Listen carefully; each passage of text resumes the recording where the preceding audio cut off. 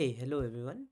Welcome to today's discussion of Biweekly Contest 173 of Leetcode. We will be discussing all the problems A, B, C, and D. So let's move forward to the first question. The question says that we are given a string S and an integer K. We want to reverse the first K characters of S and return the resulting string. Okay, so this can be solved using two different approaches. The first approach is writing a for loop for k by 2 length, that is up till the middle of k portion of the string, and reversing the corresponding letters. But this is a little time taking process. We already have a predefined function for this in C++stl, which is the reverse operator. So let's learn how to use this reverse operator. So this t dot begin is a iterator. Okay, let's say we have a string or an array which is like this. All right. So this first letter, the memory address of this first character, that's called the first iterator of this string, and this t dot begin represents that particular address. Until which address do we need to sort it, since we know that strings are present in our memory consecutively, so we just iterate them consecutively. So up till which length do we need to iterate? K lengths. This is the first length, this is second length, this is third length, this is fourth length, and similarly up till which length we need to reverse, we just write it as t dot begin plus k, and then we just reverse it and return the new string. This was it for the first question, and it was very simple if you just knew the predefined function which is available in C++. So let's move to the second problem now, which is minimum subarray length with distinct sum at least k. Okay, so we have a very famous problem on Leetcode, or you can find it on other platforms like CSCS as well, which is a two pointer problem. You can just search it uh, on Google and you will find that problem. If you want, you can comment, and I will be providing you the link of that problem as well, where we want the minimum length of uh, a subarray which has sum greater than equal to k. So this problem is a variation of that particular problem. So it is very much recommended that you solve that problem after watching this video or attempting this problem, because I will be explaining that problem as well. So that is recommended. So what does the problem say? You are given a integer array nums and an integer k. Return the minimum length of a subarray whose sum of distinct values present in subarray is at least k. If no such subarray exists, return -1. Okay. So this distinct keyword is the variation of problem that we are being demanded upon. The original problem just say that we need to return the minimum length of subarray, which is sum at least k. So let's understand it. Let's understand the beginner problem, which is the original problem. Now, where we are given some numbers. Let's say we are given this array and this k, and we want to find out a array uh, which has sum greater than equal to 4, and it is a subarray of this nums array.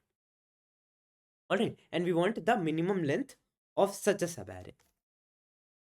So the key idea here for solving this basic problem is, for each starting index,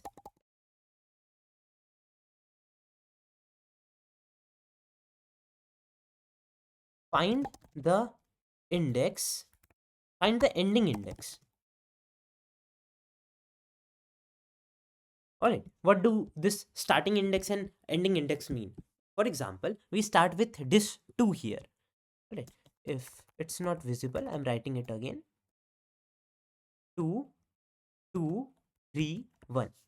If we are starting from this 2 here, which particular index will give us sum greater than equal to 4. It is the second index. We start from first index and we end at second index. Starting from second index, what is the index that gives us sum greater than equal to 2? It is index 3. So because 2 plus 3 is equal to 5, which is greater than equal to 4. Now for this 3, what is the index? It is fourth index. Sum is 3 plus 1, 4, which is greater than equal to 4. Now for this one, no such index exists. So among all these starting index, the minimum possible ending index need to be found, and the length of that particular substring is a contender for minimum length of the string, which gives sum greater than equal to k. Okay. So one of the key observation here is for starting index I and j, if starting index of I is greater than starting index of starting index I is greater than starting index j, that is I is greater than j. For example, this 2 and this 3, the ending index of I will also be greater than ending index of j. All right, why so? Because if we say that this particular index gives a sum up till the next index, all right, then what is the scenario? Maybe this is a particular scenario where it gives the sum up till the next index. 2 plus 2 is 4, which is greater than equal to 4. Okay, now this 2 has some numbers lesser than the number that was reduced from initial subarray. Okay, so either this particular uh, leftover term is itself greater than equal to 4, or it requires some extra numbers. Here this should be greater than equal to sign. Okay, so if it requires extra number, then j needs to be increased, that is ending index increases. So uh, we just need to iterate over to the next possible index, which gives us sum greater than equal to 4. Okay, so this particular conclusion is easy to digest. If you do not digest it, like, you can just dry run over some test cases and watch the video again, which I just explained right now. Okay, so if for each starting index I, we find a ending index j, and since I and j both are in increasing order, all right, because same j can never go back, so we need not move our iterator to backward. So starting index iterator moves n times and ending index iterator moves n times. So overall, we get a solution for the basic problem in O of n using 2-pointer.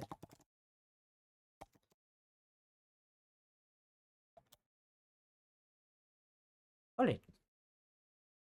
But what is the variation here? The variation is that we should always have distinct values present in our subarray. For example, here this 2 and 2 do not give sum as 4. Only distinct values need to be taken over. So only 2 will be taken. So this particular subarray gives sum 2. Now if we take this number, then sum goes up to 2 plus 3, which is 5. Similarly, this subarray gives sum 5 because both of the numbers are distinct. Alright, now how can you solve this? Will the initial approach of 2-pointer work again? Yes, it should, because this monotonicity holds here as well, because if starting index is greater, then ending index will also be greater than equal to. Alright, because of this very same reason, because if uh, this string, let's say here we have some strings, gives some as let's say k. Now we are claiming that for a greater I, let's say I is here, we have a smaller j. here. Okay, so if this portion already gives sum greater than equal to k, then what is the need to add this portion into our initial uh, array or initial sub array? All right, that is what I wanted to say. So here also this particular condition holds, because if a number is distinct in this part, then it will also be distinct in this part. So there is no such condition where this particular sub portion will give extra sum, sum greater than okay, this sum, this portion gives sum greater than k in this sub array, while it gives sum greater than lesser than k in this sub array. It can never be possible, all right, because if some distinct number is here and it is not counted here, it must have been counted here or here, all right. So even if we remove the counting from here and start counting at this portion, then these both conditions are very much similar, all right.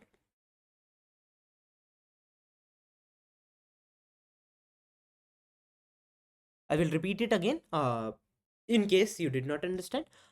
I wanted to say that, let's say we had a number here which appeared first time, like there was a 2 which appeared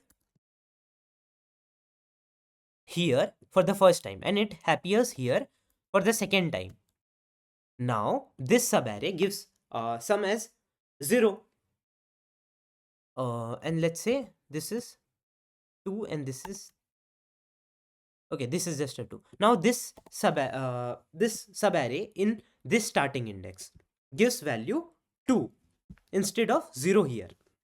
So there can be a possibility that a smaller ending index gives sum greater than equal to k in this part. But if we think it in different order, let's say we do not consider this 2 into our uh, answer, all right, we have cut over this 2 and start considering this 2 now.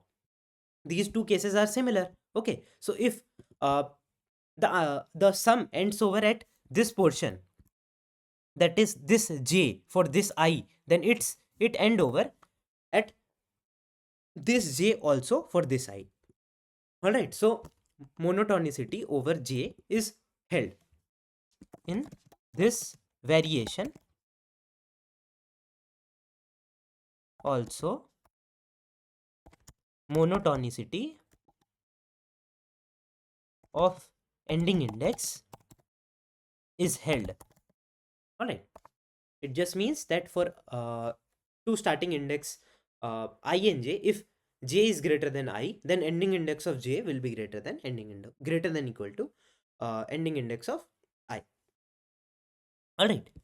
So let's move to the implementation now, because monotonicity helps. We can use just the 2 pointer again, and to keep a track of what are the numbers that we have already seen previously for this starting index, we can keep a map, and if we see that same number again, no need to add that into the sum. If we have seen that number for the first time, add it to the sum. So let's move to the implementation part.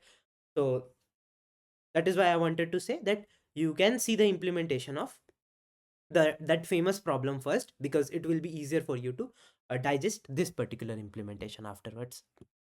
So here we have taken the array itself and the sum k. Now first find the size of our inputted in integer vector. Now this j is the ending index up till starting index -1, that is no starting index have appeared so far. So ending index is also invalid, that is we keep it as -1. Now initial sum is 0. Answer represents the minimum length we have spotted so far. Now keep a map, as we discussed earlier. We can keep an ordered map as well, because an ordered map gives complexity O of 1 on average, and normal map gives complexity log n. But there are some hash collisions which you can study for interview purposes if you are interested. Rather, both of them have almost same functionalities, and unordered map is better in time complexity wise. Okay, so for this starting index, iterate over j until the sum is smaller than k. Okay, now add this number into our map. If it has been added for the first time, then its frequency will be 1. Now if frequency is 1, add it to the sum. Now keep following this particular step until one of these two conditions appear. First condition is sum increases more than k. Then we have got a range, we have got a j for this starting index. And if we have got up till n, that is we got no uh, ending index for this starting index, then also we stop. Then if we check if sum is greater than equal to k, if j is not n for sure, because we have got an ending index, then sum will be greater than equal to k. Then initialize our answer was the minimum length we have spotted so far as the initial answer comma minimum of initial answer comma the current length, which is j minus I plus 1. Now we need to remove the ith index because we are moving forward. For this starting index is over. Now next starting index. So next starting index do not contain the previous element, all right, into its range. So remove it from the map if uh, this value is equal to 0. That is, in this range no same value is present, then only it will be removed. Okay, it will be removed only when it's none of its frequency is present. If one of its frequency is present, all of them have same contribution, all right. So if none of them is present, then decrease that value from sum. Now at the end, check if answer is equal to int max, that is what we initialized earlier. Answer will be always smaller than int max, all right. Now if no answer is valid, in that case just print -1 as asked. If not, then return the required answer. That is what we have found so far. This was it for this problem. I would highly recommend that you solve the famous two-pointer problem first before implementing this problem. It would be very much easier to understand, grab, and digest this problem if you have solved that one. Okay, so let's move forward to the next problem now. So let's move forward to the next problem, which is find maximum value in a constrained sequence. You are given a integer n, a 2D integer array restriction, and an integer array diff of length n minus 1. Your task is to construct a sequence of length n denoted by a0, a1 up till an minus 1 such that it satisfies the following condition. a0 is 0, all elements in sequence are non-negative. Okay, for each index I, uh, where I is from 0 to n minus 2, abstract value of, okay, absolute value of ai minus ai plus 1 is smaller than equal to difference, which just means that consecutive elements I and I plus 1 have absolute value uh, with a difference of diff I. Okay, for each restriction at I, index at I comma max val, the value of at position index in the sequence must not exceed max val. That is, a at I index is smaller than equal to max val. Your goal is to construct a valid sequence that maximizes the largest value within the sequence while satisfying all the above conditions. Okay, so first let's analyze the problem. What did the problem say? So we have a array where we know that the first element is 0. Now next elements are, let's say, a1, a2, a3, a4, and an minus 1. Okay, let's say ax. Now there are some constraints. For some of the indices, let's say index 1, index 2, index x, we are said that it should be smaller than equal to 5, it should be smaller than equal to 4, or it should be smaller than equal to 3, which is not in our hand and it is given in input. All right.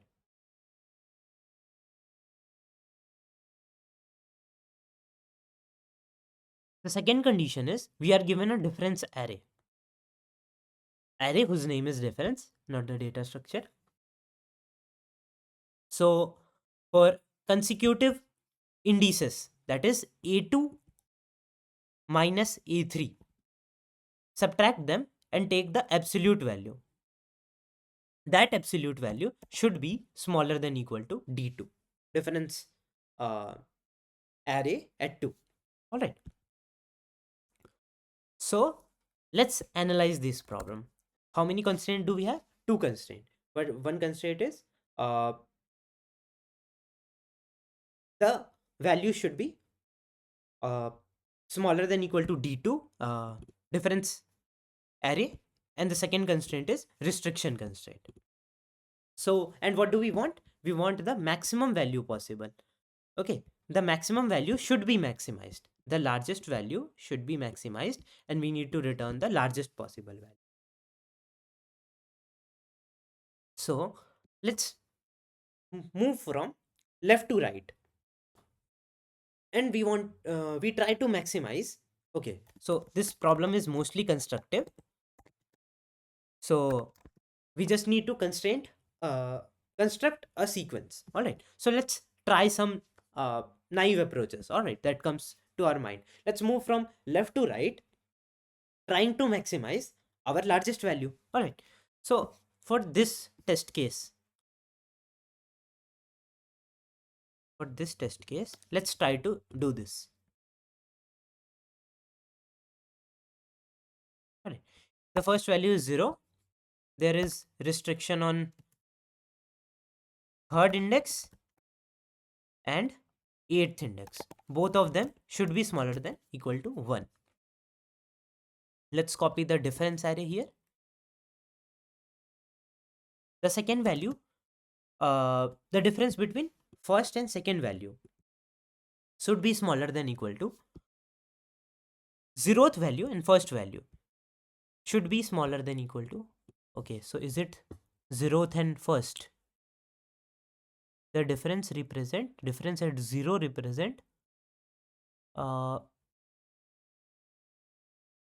that a at 0 minus a at 1 should be smaller than equal to a at 0. All right, so these two values should be smaller than equal to 2. All right, so and we want to maximize our largest value, so let's write it as 2. All right, there might be some edge cases here, but we are not considering that right now. We just want to maximize it. We will consider that later. Now again difference is 2, and the index is 0 1 2. All right, no restriction on that index. So how much can we increase it? By 2. All right, we already always want to increase our largest value. Now this is the third index.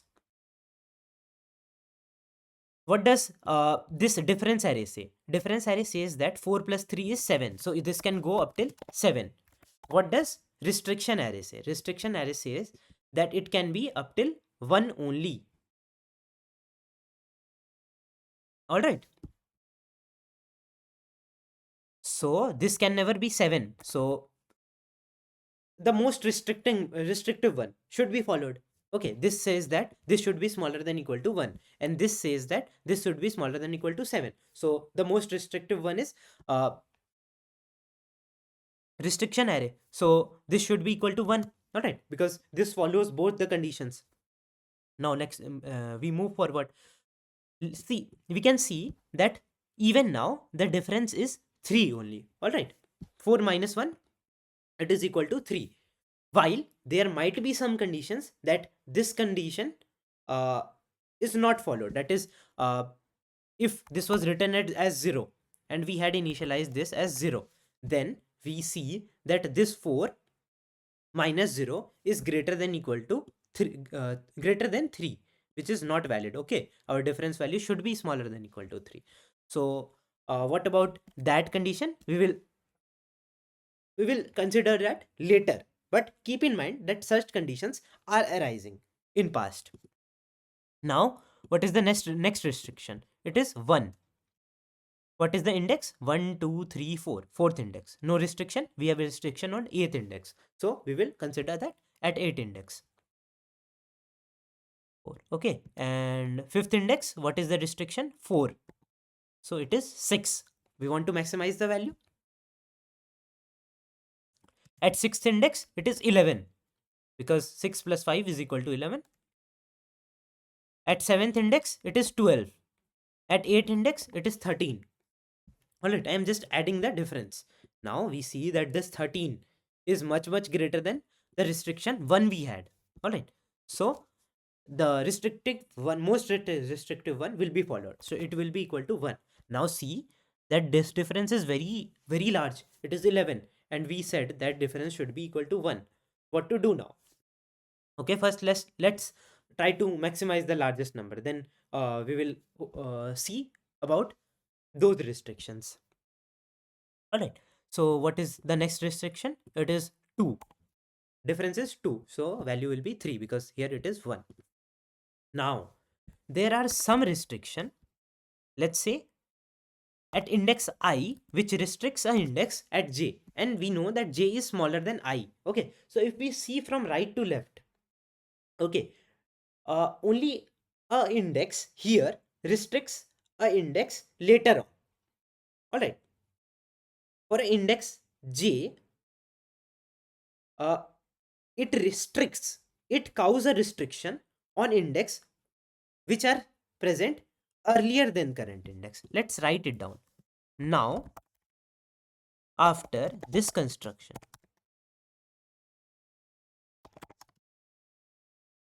each index causes restriction on only the indices present before it.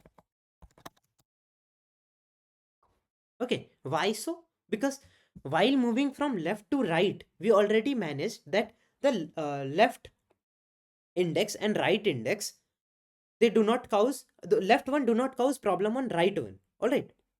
Why so? Because we made sure that the difference between them is smaller than equal to diff. All right. Now, if this one is more restrictive, that is, this said that your range can be between here to here, but this one came out to a condition where it is smaller than that range. Okay, so this can never be changed now. Okay, this cannot be increased. Now, for a I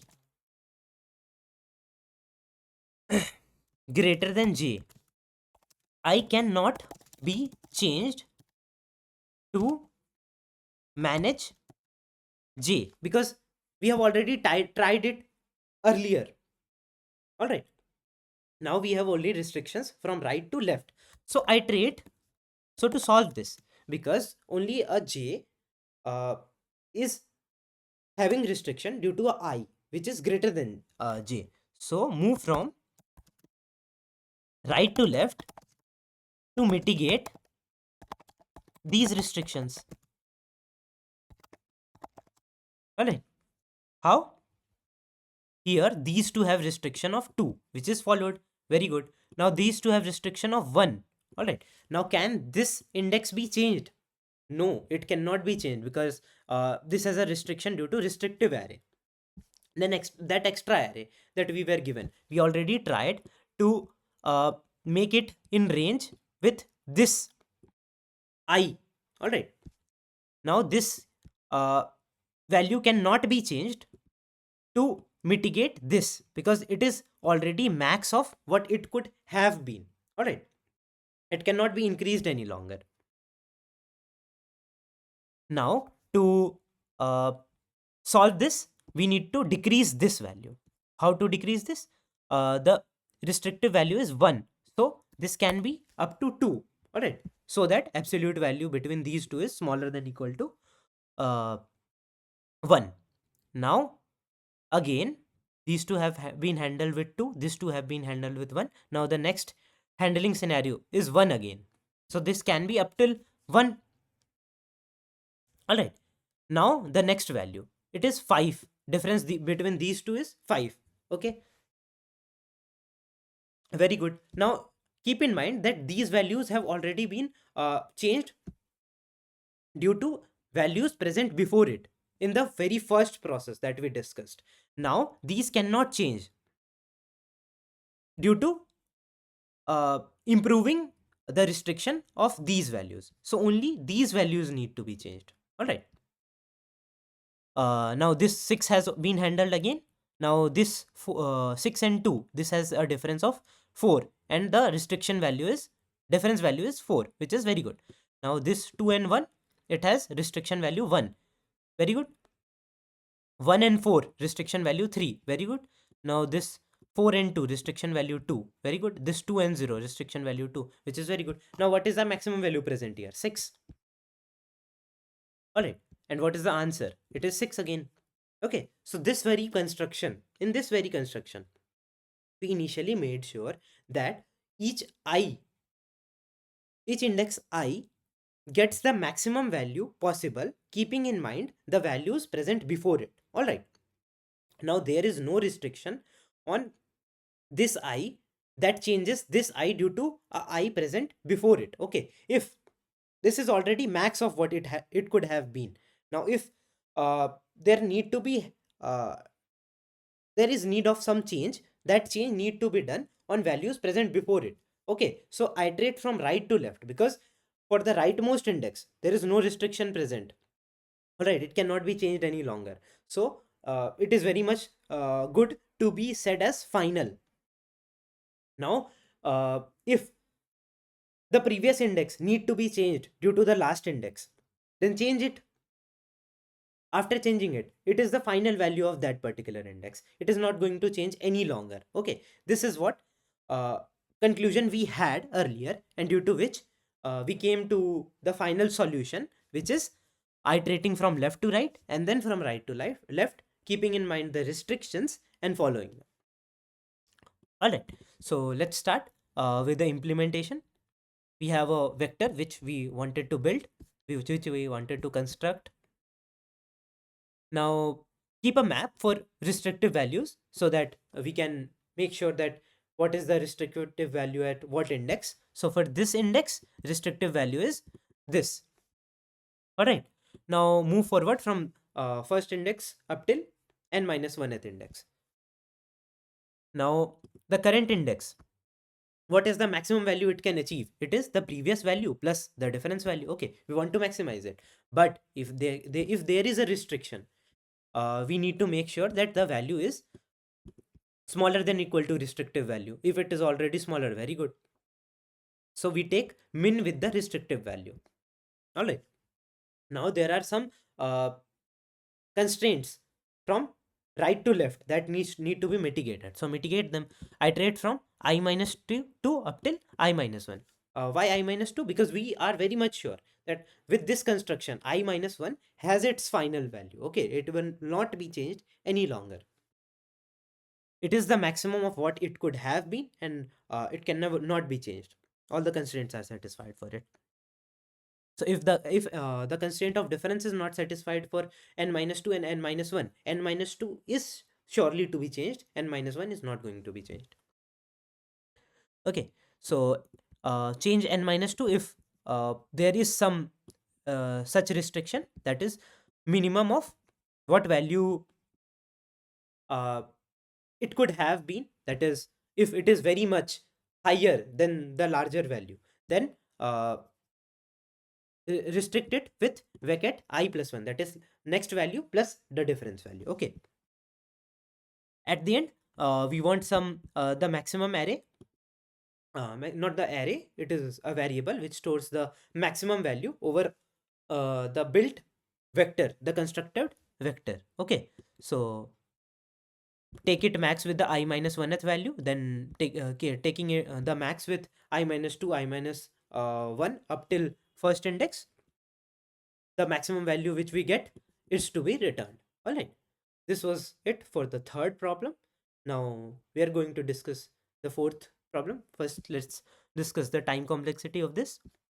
Here we have a ordered map which will take O of log n for operations of adding, accessing, and deleting an element. All right. We can reduce the complexity by using unordered map, but it works on lead code. It do not work on code forces. So we will be using ordered map only in our discussions, and iterating over the size of restriction array, which is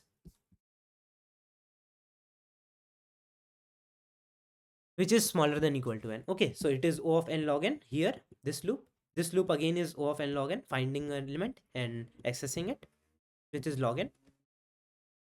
Now, this again is n log n because we are iterating from n to 1, and we're not accessing any map value. Okay, so it is O of n. So maximum of these three, which is n log n, that is the time complexity of our code.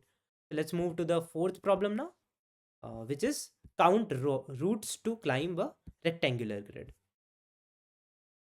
So the problem says you are given a string grid of size n, string array of size n, which is named grid, where each string grid I, that is each character in grid. Okay, each string in grid has length m. The character grid is one of the following symbols. This is the representation of grid. Each grid contains some rows. The length of each row is constant, which is m. Here it is 2. And the elements are either dot or hash. Dot represents that cell is available, and hash represents the cell is blocked. You want to count the number of different routes to climb grid.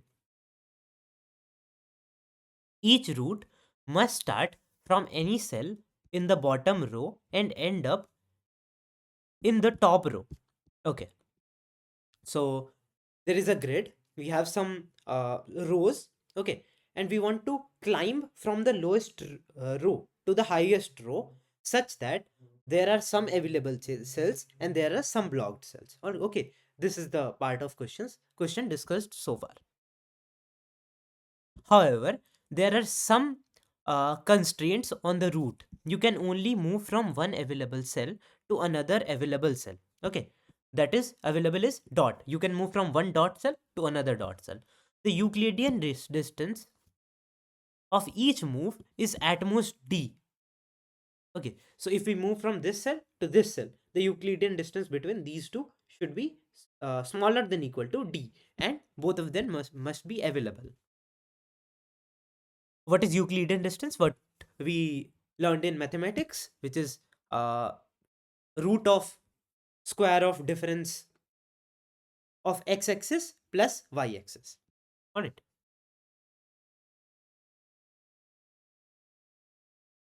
Each move either stays on the same row or move to the row directly above. This means that if we are in row I, then we can either choose to stay on the same row such that all these two conditions discussed earlier are valid, or we can move to a row above it. We cannot move to row very much above it, that is 2 rows above it or 3 rows above it. We can move just directly above. You cannot stay on the same row for 2 consecutive turns. That is, if we chose to stay on this particular row in some move, that is, we are at row I and we chose to remain at row I on some move, then on next move surely we must move upward. All right. If you stay on the same row in a move, your next move must go to row above, and this move is not the last move. Okay.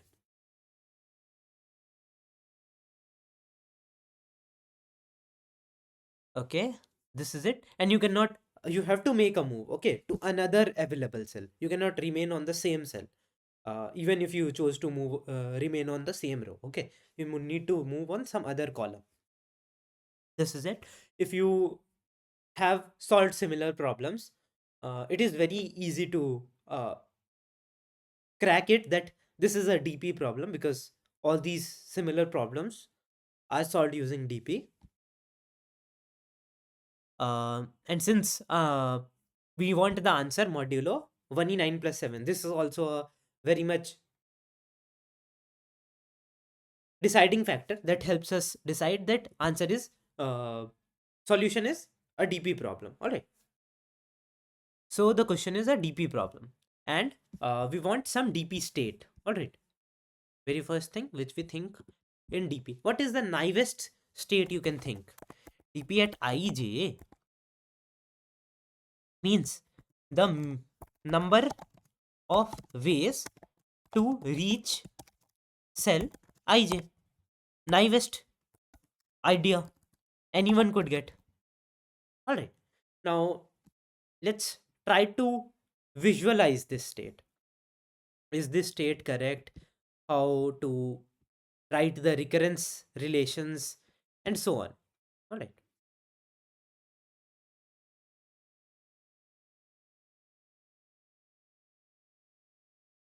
So we have one of the test cases. This is better if we analyze this test case. Okay.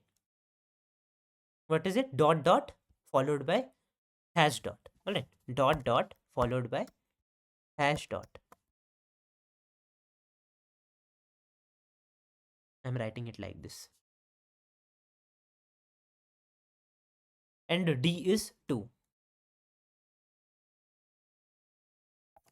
Okay. So first thing, if we want to move on the same row, then D will be 2. So for cell ij, we can move up till I minus 2j. Okay, sorry, we are changing the row itself. We need to change the column. Okay, 2 I comma j plus 2. Okay, in same cell. Okay, in same row. In another row, we should choose a value such that the difference of x-axis, which is 1, plus difference of y-axis square and root of this is smaller than equal to 2. All right. If we write it in little different form, it is equal to 1 plus y square is smaller than equal to 2 square. We took the root to other side of equal sign, less than equal to sign. Okay, which is equal to y square is less than equal to 4 minus 1. All right. Y square is smaller than equal to 3. And what is the root of 3? It is about 1.732. All right. Okay.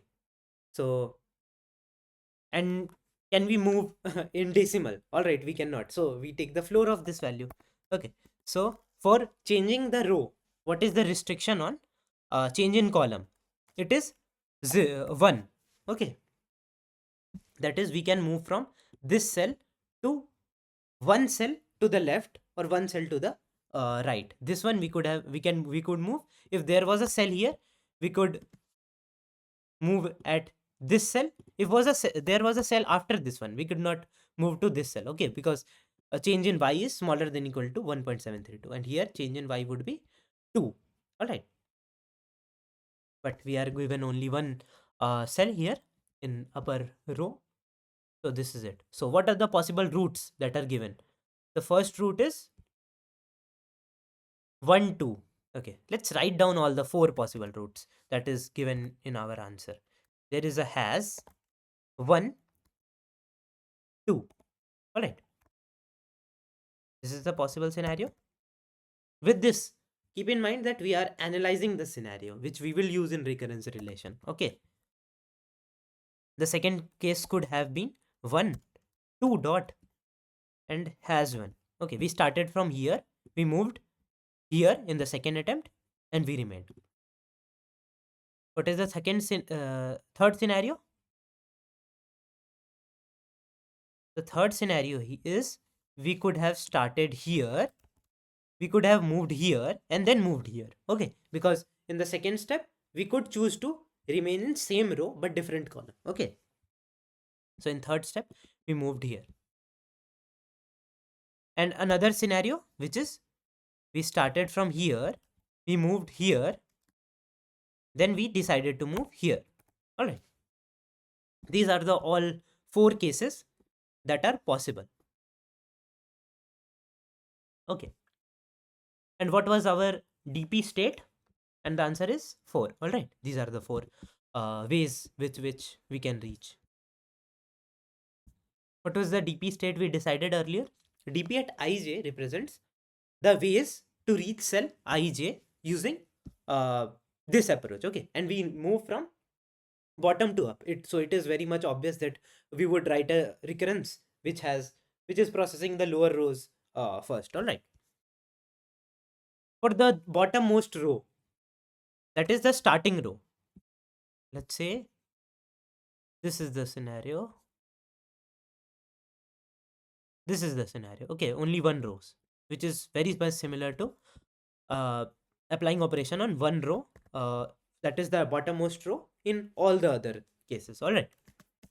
This is a dot. So one, that is the starting index, could have been here. One is here. A dot is here, so one could have been here. Okay, so these two cells are possible contenders of starting cells. Okay, so what is dp at ij for these two cells? It is equal to 1 because there is one way to start from here. This is our base case. Now in the second step, after starting, they could have moved to the same row, different column. Okay, so this one could move to this particular cell. So there could be a condition like 1 2. All right, we started from here, moved to here. So dp gets add upon by 1. Okay, this one also gets add upon by 1, and this one also gets add upon by 1. Okay, and what are the number of possible ways to move? 4. The sum of dp values at the end, okay, of the topmost row. This is it. So what did we discover about base case with this? For the bottommost row, if grid ij equals to dot, then it is a contender for starting cell. So dp at ij for this cell is equal to 1. Now after we have started from that particular cell, there is a case where for d rows backward, okay, d cells backward in column and d cells forward in column, we can move from these all cells to the current cell for remaining in the same cell, same row. All right, dp at ij is equal to sum over previous dp. Okay, the number of ways to reach that cell. dp at I, row remains same, j minus d to j minus d up till j minus x, let's say. Okay, where x varies from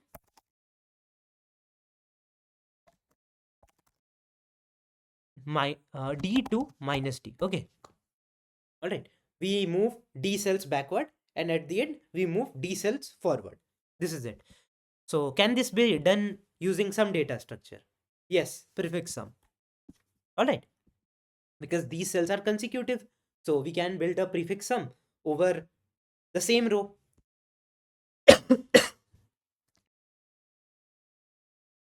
This can be done in O of n using prefix sum. Okay, if we try to write it using prefix sum, what will we write? We will write is prefix sum at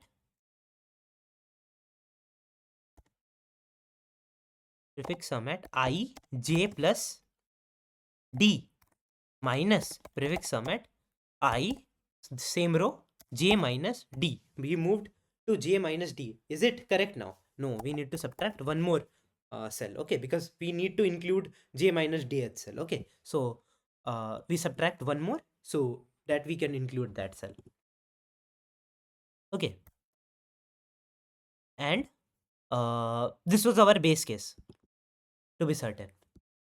Now another case is case of moving one row up, okay.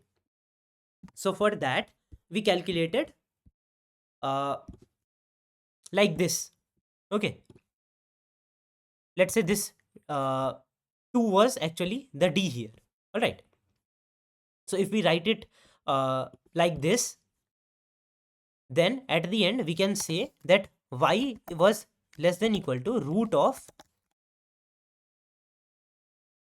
d square minus 1, all right, which can be calculated in O of 1, all right, because this root operator, I guess it works in log n or O of 1. I don't really know it.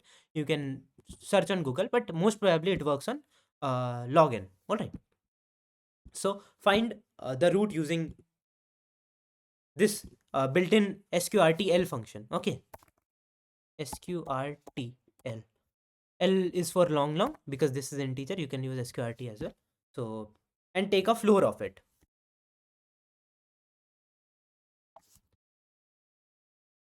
This is our y, okay. Now do the same thing, that is dp of, because we already have prefix sum and we want the values of lower row from y cell backward up till y cell forward, okay. So we move one cell, one row bottom and j minus y, okay, j plus y minus one row bottom, j minus y.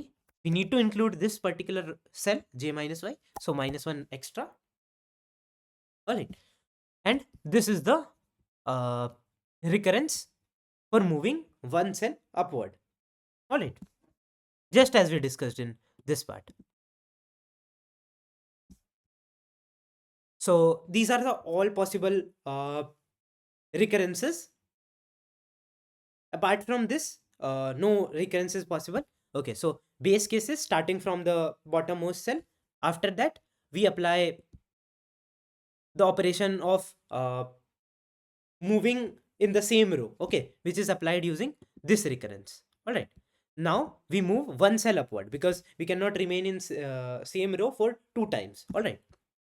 So for this recurrence will be held. Now if we are on this row, we can again for the first time we can again move to the same row, so apply this recurrence again.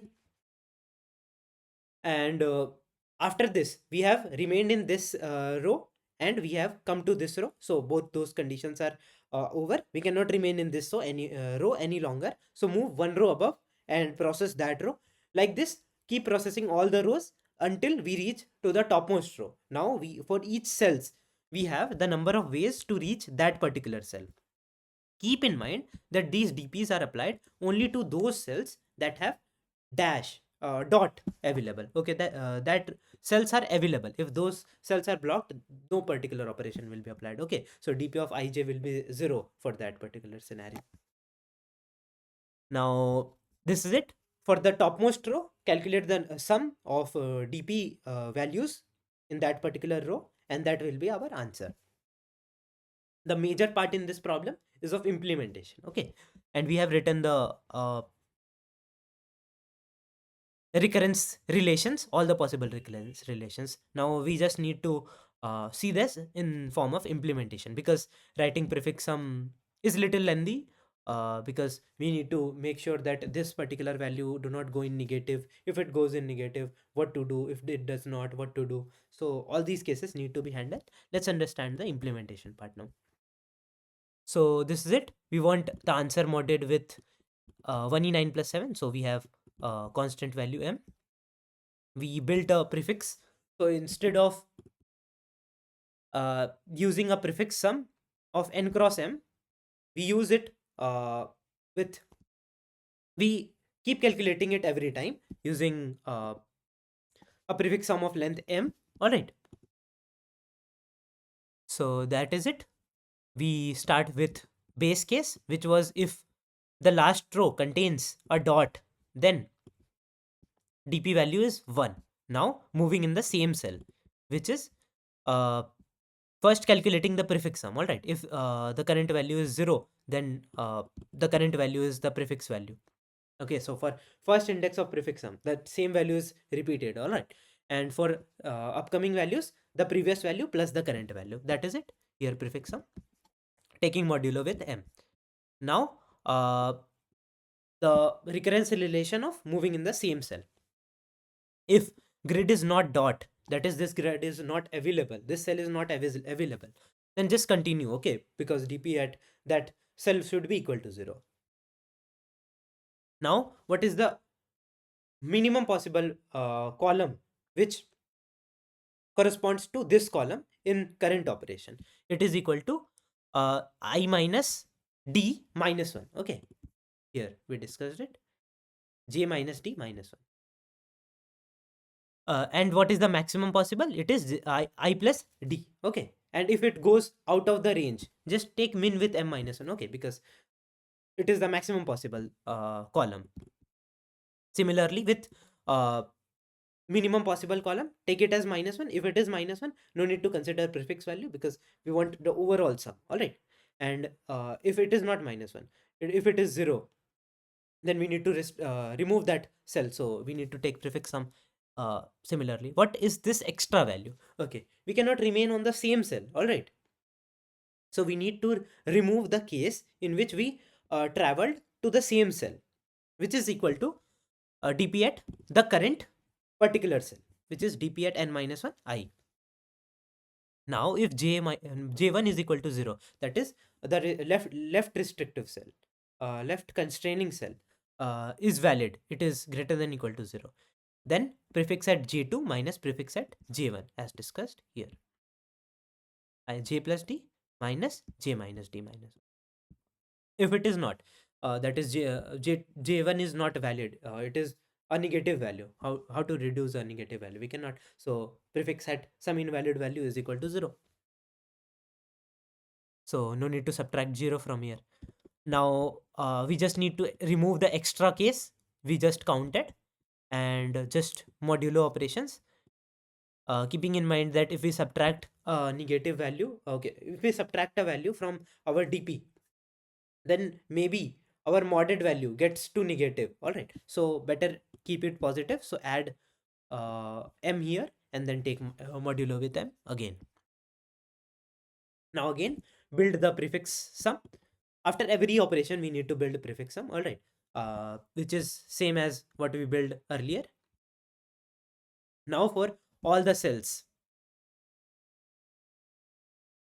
first we find the y value which we discussed, which I have named here as limit, the limiting value for bottom row. All right, which is equal to floor of sqrt of d into d square minus 1. All right, we have calculated it as limit.